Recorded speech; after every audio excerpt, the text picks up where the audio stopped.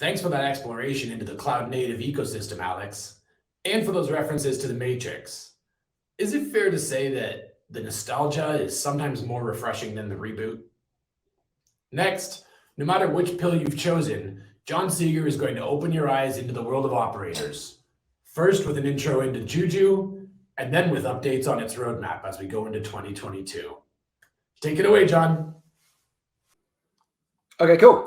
Thank you, everyone. Thank you, David, for the introduction. I'm John Seeger. I'm the VP Engineering Enterprise Solutions at Canonical, which means that I look after the core Juju team and its development. I look after the Charm Tech team, who are responsible for the development and the delivery of the operator framework, along with a whole bunch of Charm teams who are focusing on creating different classes of operator for different classes of software. So we have a data platform team who are looking at databases and event queues and caches. I have an observability team who are looking at tools like Prometheus and Grafana.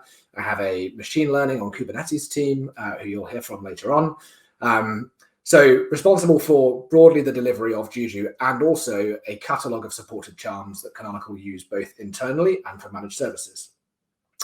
So before we get too much further into today, I wanted to talk a little bit about why you might choose Juju for deploying your infrastructure. Sorry about that, skipped a bit too soon. So one of the main things to cover first is what even is a charmed operator. You're going to hear a lot about charmed operators today. And before we kind of go too further down that, I want to kind of unpack what that actually is. So an operator is all about distilling really, really specialist domain knowledge about an application and getting that down into well-tested, clean code that can be packaged up and deployed anywhere. We're sort of in a world now where a lot of the application code that enterprises are using is already open source. So the challenge for people is not getting hold of software or licensing software, but it's in operating software. And one of the ways that we think we can make that easier is by just open sourcing the operations code. There are already plenty of solutions on the market to enable you to get your applications deployed, to get your infrastructure provisioned, but often these solutions fall down when it comes to the kind of day 2, day 5, day 100, day 1000, etc.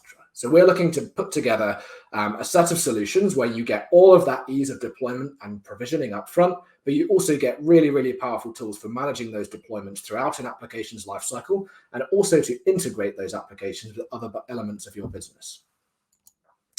So Juju is really all about providing you maximum flexibility. Juju allows you to take any application, deploy at any scale on any platform or substrate. So we support a whole bunch of different platforms and substrates, anything from a conformant sort of Kubernetes platform to OpenStack to AWS, the Google Cloud Platform, Microsoft Azure, Oracle Cloud, VMware. If you can think of one of the major kind of hyperscale cloud providers and most of the major private cloud providers, Juju probably can deploy your applications there.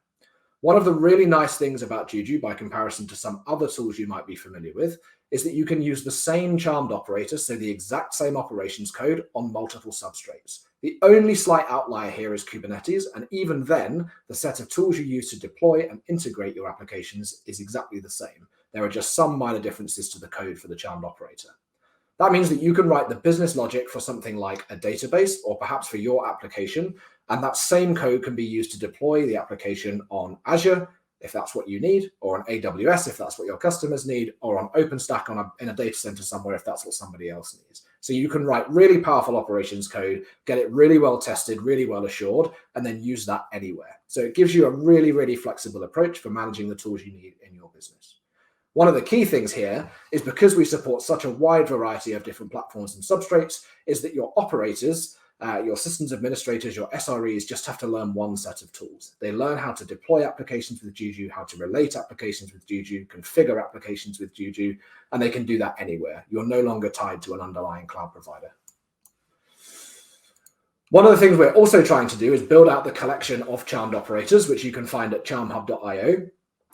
What you see on screen here is a selection of what my teams have worked on in the past or are working on now. We've currently got people working heavily on Postgres and MongoDB and MySQL. Our observability team have been pursuing the Grafana stack for our new Canonical observability stack solution. So that's going to integrate Grafana, Prometheus, Loki, Alert Manager to give you a bulletproof monitoring appliance that you can deploy anywhere and relate to any one of the models that you deploy with Juju. Each of these operators has been designed to be the best in class for the application that they are driving. They should be really, really powerful in their own right.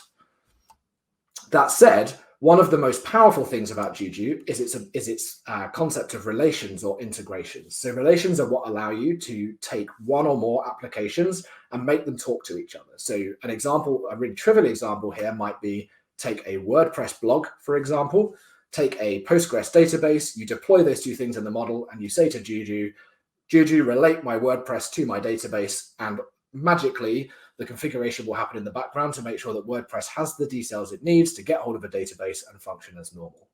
That's a really, really trivial example, but for much more complicated application bundles like Kubeflow, which allows you to do simple, portable, scalable machine learning on Kubernetes. So this is giving you access to things like Jupyter notebooks, to things like TensorFlow model training. It provides a model serving capability. It's really an all-in-one machine learning operations package.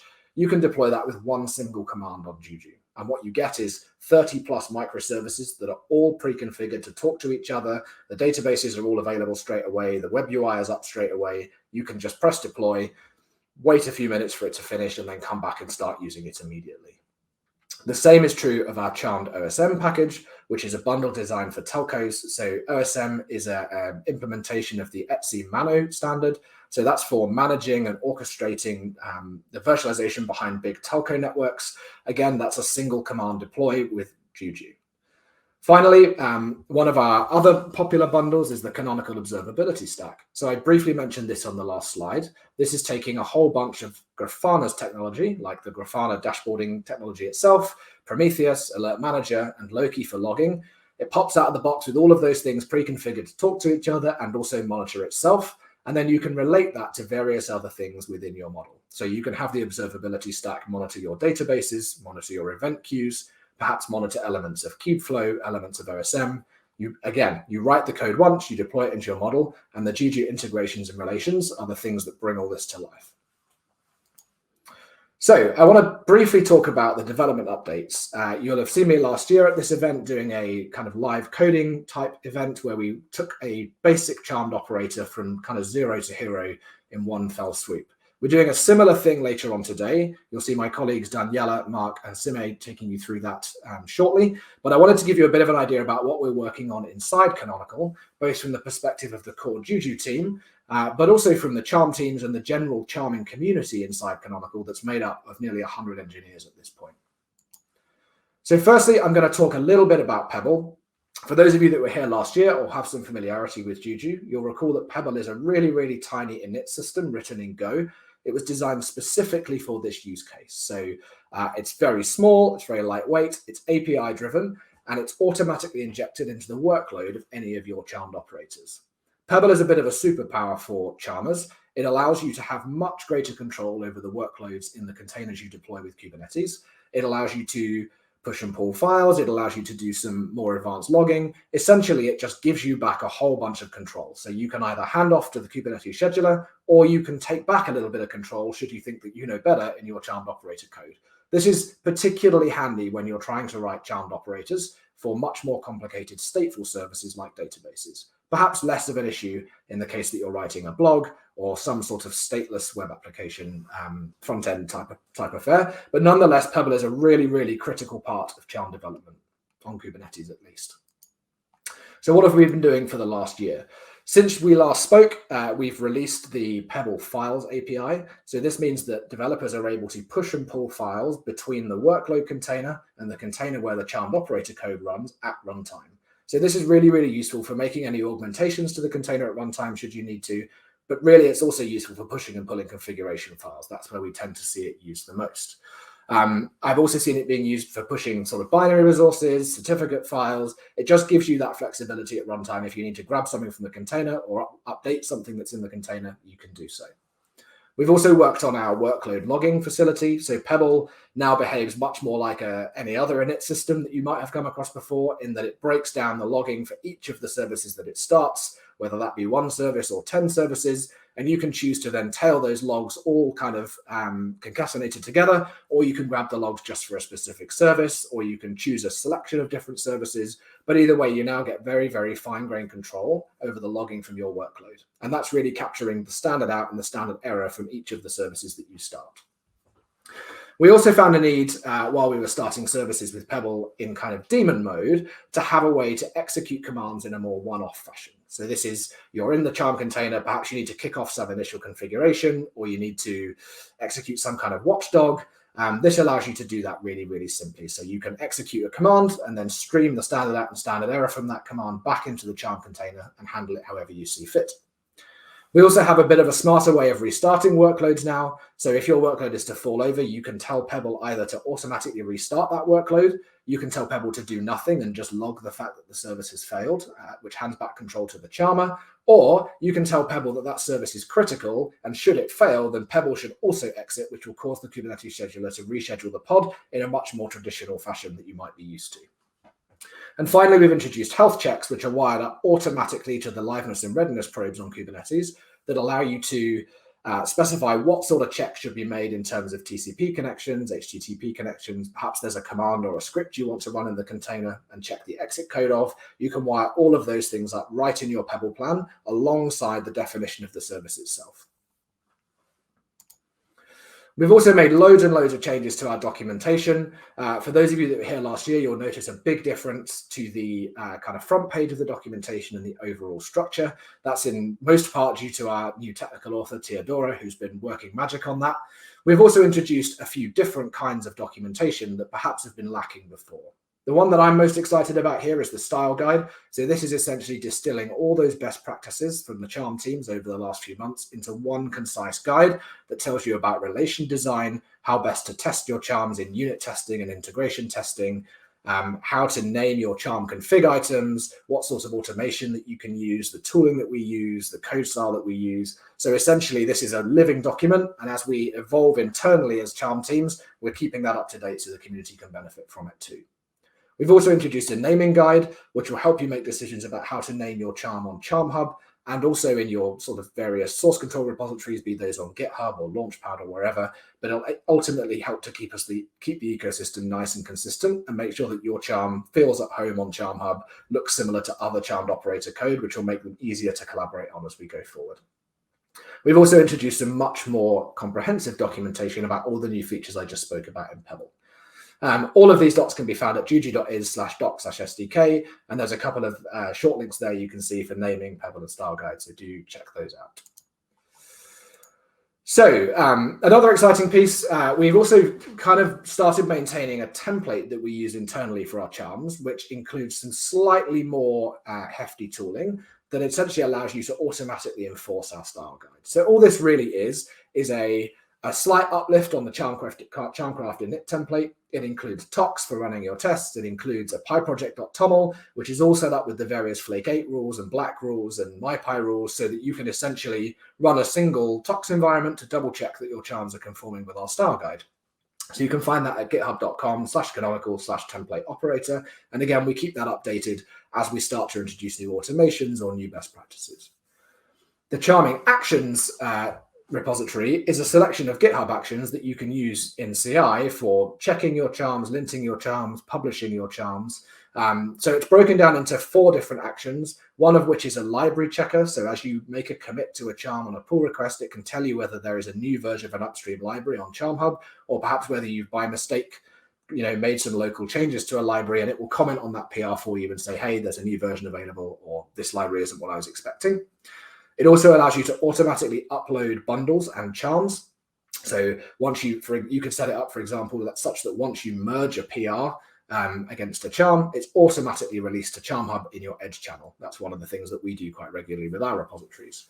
And we're also working on a channel promotion workflow that will allow you to pick a specific revision that you've previously uploaded to CharmHub and promote it through to beta or to candidate or to stable, depending on where you are in your development lifecycle. So the 2 of those are kind of wired up together automatically. If you create a charm using the template operator, you'll kind of automatically get the GitHub actions config to use some of these charming actions and help you keep your charm updates rolling nice and quickly into CharmHub. We've also done a bit of work on how we test charms to ensure that they're of good quality and that we're not introducing regressions. So This is a combination of effort from the Kubernetes team here at Canonical, the OpenStack team, and the observability team mostly, although we've taken contributions from all over the place. But that essentially allows you to combine Juju and either LXD or MicroK8s, depending on whether you're building a machine charm or a Kubernetes charm, and actually build that charm and deploy it inside the CI environment. You can then test its readiness. You can check that it's come up in the right status. You can benchmark it to see how long it took to get into a kind of active status. You can also deploy other charms alongside it. So if you were developing a WordPress charm, for example, you could also deploy the MySQL charm alongside it inside CI, form that relation using Juju, and double check that the information they're exchanging is correct and that WordPress is able to fully utilize the database, for example. What we have here is a collection of just simplifications that makes it really, really easy to get that environment bootstrapped and up and running inside GitHub Actions. So it's essentially 4 or 5 lines in a GitHub action, and that will get you a Juju controller bootstrapped onto a provider of your choice. It'll get you Charmcraft already installed and a whole bunch of other tools to essentially make integration testing much, much easier.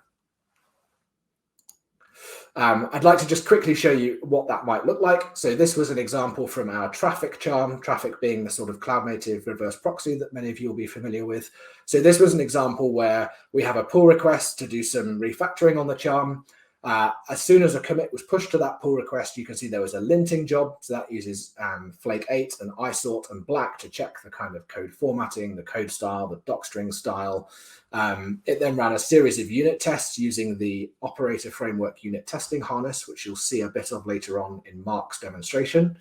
And then in this case, it's running the integration tests on top of MicroK8s. So this is where the previous slide kind of comes into play. It's taken the charm, built that charm, deployed it onto a real Juju controller on top of a real Kubernetes inside GitHub Actions, and then run some tests against it to make sure that various traffic routes are formed, the metrics endpoint is up and running. And then finally, once each of those 3 things has passed, the charm has been released to CharmHub on the Edge channel. And we're actually using a neat feature of CharmHub here, which is where we can publish to a branch. So essentially every PR against this repo automatically pushes builds of the charm to latest/edge/the PR number, which makes QAing across the different teams really, really simple because they can just deploy it straight from the store, and that is built as it is represented on GitHub. So now I'm going to take a bit of time to just talk about what's coming up over the next 6 to 12 months. So there are some really, really exciting features being developed by the Juju team coming up. So I just want to talk a bit about those. The first one is a Juju Terraform integration. So most of you, I suspect, will be familiar with Terraform now as the kind of Swiss Army knife of infrastructure provisioning by HashiCorp. Terraform providers are relatively simple in the sense that they are broadly an API client to some kind of service. So what we'd like to do is enable all of those people who have made the effort to integrate Terraform into their workflow, into their enterprise, and enable them to use Juju for what it is very good at, which is driving big, complicated bundles of software. So if you're already managing your estate on AWS with Terraform, or perhaps you're managing your estate on Google Cloud, or perhaps you're just managing a Kubernetes cluster with Terraform, this will allow you to carry on doing that, use your exact same CI flow, but also create a definition for Juju that allows you to create models, deploy applications, deploy bundles, create relations, configure applications. And so you kind of get the benefit of that nice declarative kind of day 0, day 1 provisioning that you get with Terraform, but you also get to utilize all of the kind of day 2 onwards stuff that Juju can do for you with actions and integrations. In order to do this, we're going to have to do a whole bunch of work on the Juju API. First of which is going to be kind of decoupling our API from our client, which is going to make it much more simple for these integrations to take place in the future. So we're starting with Terraform as a testing ground, but once the kind of underlying work is done on our API, you could imagine that that would unlock possibilities for things like Pulumi, if that's your thing. Perhaps you're a third party, and perhaps you've got another tool that manages Kubernetes or is used for directing cloud deployments. You too will also be able to get hold of the Juju API and use it for managing applications like databases, like Kubeflow, like OSM. So we're broadly just trying to increase the appeal for third-party developers who want to leverage Juju's kind of native ability to deploy and manage applications.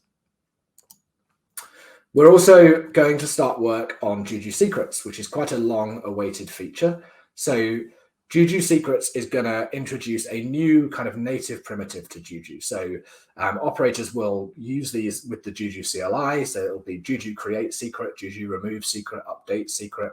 But when you first create a model, you'll be able to tell that model to use a series of different backends for secrets. So the first one that we're going to work on over the next 6 months is sort of the most simple from our perspective, is the Juju backend. So this will use the Juju controller storage to store secrets, which works fairly similarly to how Kubernetes secrets do on the back end. One of the first things we really want to get sorted is the ability for charms to create secrets in the charm code. So charm authors can say, for example, in a charm that creates databases, they can provision a database and then store the credentials for that database in a Juju secret.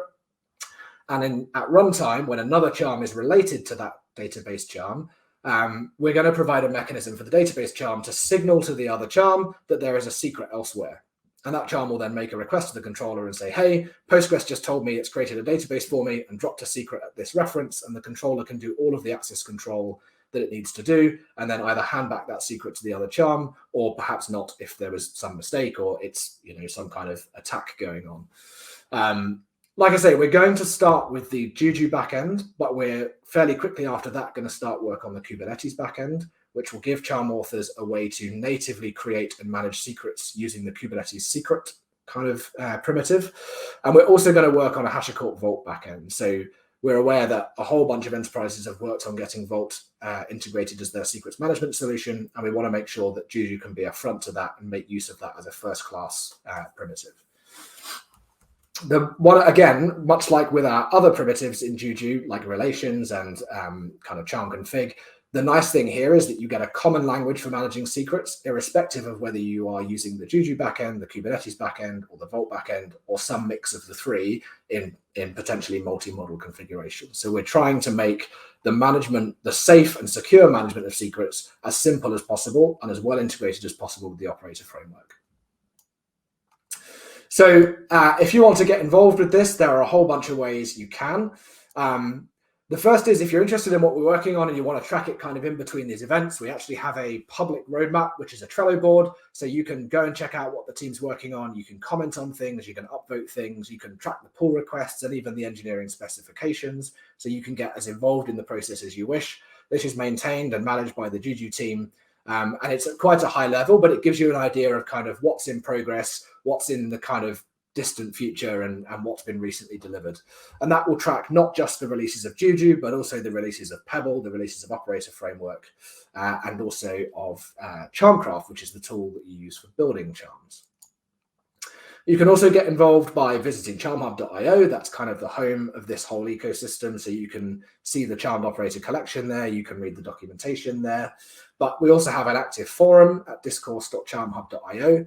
So this is a place where you can publish documentation for your own charm, ask people to test things, get guidance on charming best practices. And finally, chat.charmhub.io, fairly similarly to the discourse. There is a whole bunch of community members that hang out here, but also the Juju team and various members of the Charm team. So if you want to chat to us on a kind of more instant messaging basis, you can turn up there anytime and ask questions about using Juju, writing charms for Juju, and you'll get our attention fairly quickly.